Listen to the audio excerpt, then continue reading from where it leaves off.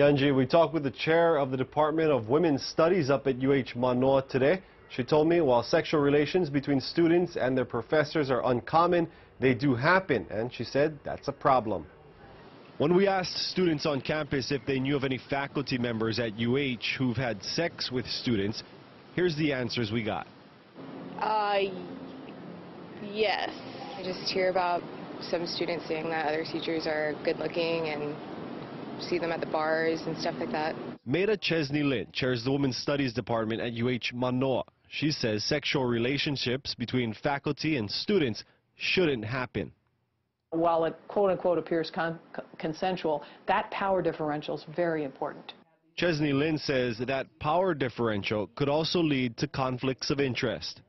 If you're a person in power and you ask a student to engage in a romantic relationship, that student doesn't really have the ability to say no to you without worrying about the consequences.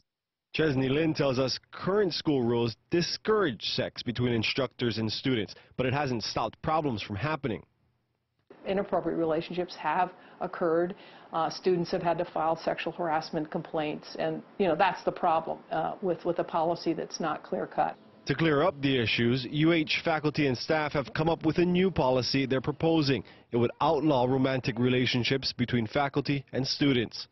As long as it's fair, I think it's okay. I just don't want anyone to be treated differently. I guess at this age, you're an adult, so you should kind of be able to do what you want. But I do think that you're crossing a fine line if you're dating or having any kind of relations with your professor, especially if that's your actual professor.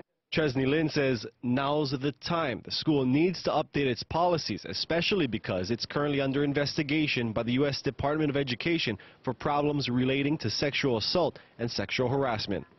We're not talking about, turning UH into a monastery or anything like that. We're just simply saying if there's a power differential in a professional relationship that you have with another individual on this campus, we need to know about it, and it probably cannot happen. Chesney Lin told us UH faculty are working on finishing its draft of the new rules.